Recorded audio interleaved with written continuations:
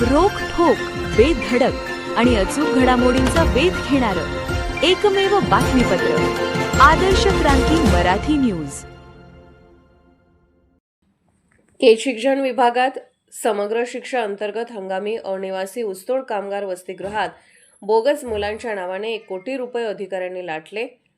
गटशिक्षण अधिकाऱ्यांसह संबंधितांची चौकशी करून कारवाई करा, भाई मोहन गुंड। केज पंचायत समिती केज अंतर्गत गटशिक्षण अधिकारी कार्यालय केज येथून समग्र शिक्षा अभियानाअंतर्गत ऊसतोड कामगाराच्या पाल्यासाठी स्थलांतर रोखण्यासाठी हंगामी अनिवासी वसतिगृह चालवण्यात येत होते। या बोगस मुलांची संख्या दाखवून जवळपास 1 कोटी रुपये शालेय शिक्षण समितीला न देता परस्पर गटशिक्षण विभाग केज कार्यालयातून उचलले असल्याची तक्रार शेतकरी कामगार पक्षाचे नेते भाई मोहन गुंड यांनी जिल्हा परिषदेचे मुख्य अधिकारी यांच्याकडे चौकशी करण्याची मागणी केली आहे। शाळा व्यवस्थापन समितीमार्फत प्रस्ताव मागवून वसतिगृह सुरू करण्यासाठी प्रस्ताव जिल्हा परिषदेत सादर केले जातात, परंतु केज तालुक्यामध्ये तालुका स्तरावरून शाळा व्यवस्थापन समितीमार्फत प्रस्ताव न मागवता परस्पर गटशिक्षण अधिकारी कार्यालयातून जिल्हा परिषद बीडला मंजुरीसाठी पाठवण्यात आले। प्रस्तावावर शाळा व्यवस्थापन समितीच्या स्वाक्षरी नाहीत। केज तालुक्यातील उमरी येथील हंगामी वसतिगृह सुरू केले नसल्याबाबत मुख्याध्यापक यांनी गटशिक्षण अधिकारी कार्यालयास लेखी कळवले होते, परंतु गटशिक्षण अधिकारी कार्यालयातून परस्पर ते वसतिगृह सुरू केल्याचे दाखवून 66 विद्यार्थ्यांचे एकूण बोगस बिल शाळा व्यवस्थापन समितीच्या परस्पर उचलले आहेत। तसेच केंद्रीय प्राथमिक शाळा लहुरी येथे प्रत्यक्ष प्रस्तावाप्रमाणे लाभार्थी 80 एवढे आहेत। तपासणीवेळी 17 विद्यार्थी उपस्थित होते, परंतु 128 असे दाखवण्यात आले आहेत। प्राथमिक शाळा सानप वस्ती तरनळी येथे 20 पेक्षा कमी पटसंख्या असून वसतिगृहामध्ये लाभार्थी 193 दाखवण्यात आले आहेत। प्राथमिक शाळा लाडे वडगाव येथे प्रत्यक्ष लाभार्थी 129 पेक्षा कमी असून तेथे 241 लाभार्थी दाखवण्यात आले आहेत। प्राथमिक शाळा तांबवा व प्राथमिक शाळा पिसेगाव येथे पटसंख्येपेक्षा जास्त अनुक्रमे 128, 180 अशी जास्तीची लाभार्थी संख्या दाखवली आहे। माळेवाडी येथे पटसंख्या 63 पेक्षा कमी असून वसतिगृहाची विद्यार्थी संख्या 101 दाखवली आहे। सोनी जवळा येथे पटसंख्या कमी असून वसतिगृहाची संख्या 132 एवढी दाखवली आहे। आंधळेवाडी येथे पटसंख्या 46 असून वसतिगृहाची संख्या 154 एवढी दाखवली आहे। तसेच हंगामी अनिवासी वसतिगृहास 2025-2026 या वर्षामध्ये वसतिगृह हे नोव्हेंबर महिन्यात सुरू झाले आहेत, परंतु ते 15 ऑक्टोबर पासून चालू असल्याचे दाखवून 15 दिवसाचे मानधन उचलून आर्थिक गैरव्यवहार केला आहे। गटशिक्षण अधिकारी कार्यालयातून वसतिगृह निहाय असलेल्या रक्कम परस्पर शाळा व्यवस्थापन समितीस न देता संबंधित अधिकारी यांच्या जवळीक व्यक्तीच्या संबंधित व्यक्तिगत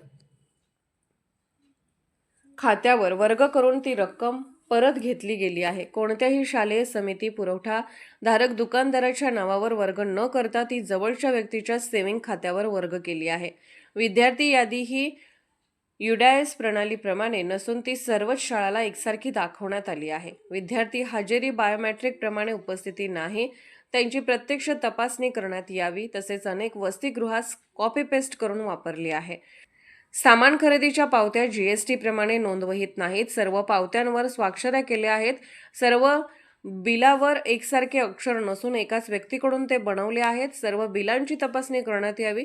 जिल्हा स्तरावरून तपासणी पथकाचा अहवाल 2 पाने असून त्यावरील विद्यार्थी संख्येचे पहिले पेज परस्पर बदलण्यात आल्याचा संशय आहे।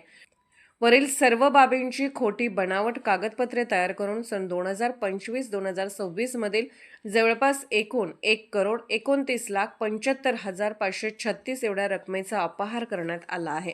सदरील प्रकरणी गटशिक्षण अधिकारी सह संबंधित अधिकारी, कर्मचारी यांनी संगनमत करून खोटे अभिलेख तयार करून आर्थिक गैरव्यवहार केला आहे। संबंधिताची चौकशी करून त्यांच्यावर आर्थिक अपहाराचे गुन्हे नोंद करून निलंबनाची कार्यवाही करण्यात यावी, अन्यथा आपल्या शिक्षण विभागाच्या विरोधात 25 रोजी केज येथे भगवान बाबा चौक रास्ता रोको आंदोलन करण्यात येईल असा इशारा शेकापचे भाई मोहन गुंड यांनी दिला आहे। निवेदनाच्या प्रती महाराष्ट्र राज्य प्रकल्प संचालक, महाराष्ट्र राज्य प्राथमिक शिक्षण परिषद मुंबई, जिल्हा अधिकारी कार्यालय बीड, शिक्षण अधिकारी जिल्हा परिषद बीड यांना देण्यात आले आहेत। केज तालुक्यामध्ये शिक्षण विभागामध्ये एवढा सावळा गोंधळ चाललेला आहे की समग्र शिक्षा अभियानाच्या माध्यमातून ऊसतोड मजुरांच्या विद्यार्थ्यांसाठी वाड्या वस्तीवर छोट्या छोट्या शाळेवर ऊसतोड मजुरांच्या त्यासाठी वसतिगृह चालू केले असतात. मात्र तिथं अनेक जे शाळेवर विद्यार्थ्याची संख्या 19-20 असताना त्या ठिकाणी अधिकची विद्यार्थ्याची संख्या दाखवून लाखो रुपये उचलण्याचं समोर आलेलं आहे. खरं तर हे प्रकार बीड जिल्ह्यातच आहे, मात्र केस तालुक्यातला जो शिक्षण विभागाचा जो सावळा गोंधळ चाललेला आहे याच्या संदर्भामध्ये आम्ही शेतकरी कामगार पक्षाच्या वतीनं काल जिल्ह्याचे मुख्य अधिकारी यांच्याकडे आम्ही तक्रार केली. त्या सदरील प्रकरणाची चौकशी होऊन संबंधित अधिकारी असतील, संबंधित कोण कर्मचारी असतील याच्यावर कारवाईची आम्ही मागणी केली आहे. खरं तर या गोरगरीब विद्यार्थ्याच्या म्हणजे जेवणासाठी येणारे पैसे जर हे अशा पद्धतीनं भ्रष्टाचार रूपी जर हे अधिकारी हे उचलून घेऊन याच्यावर मोठा डल्ला मारित असतील तर ही अत्यंत निषेधार्ह गोष्ट आहे. म्हणून याची आम्ही चौकशीची मागणी केलेली.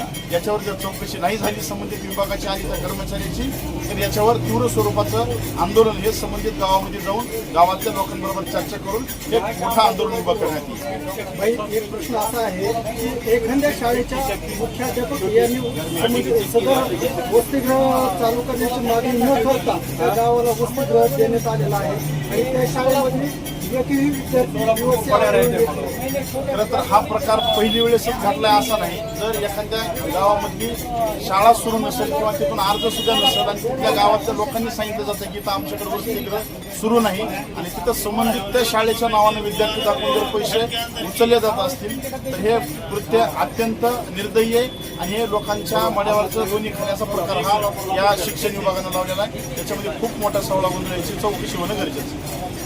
आदर्श क्रांती मराठी न्यूज चॅनलला लाईक करा, शेअर करा आणि सबस्क्राईब करा.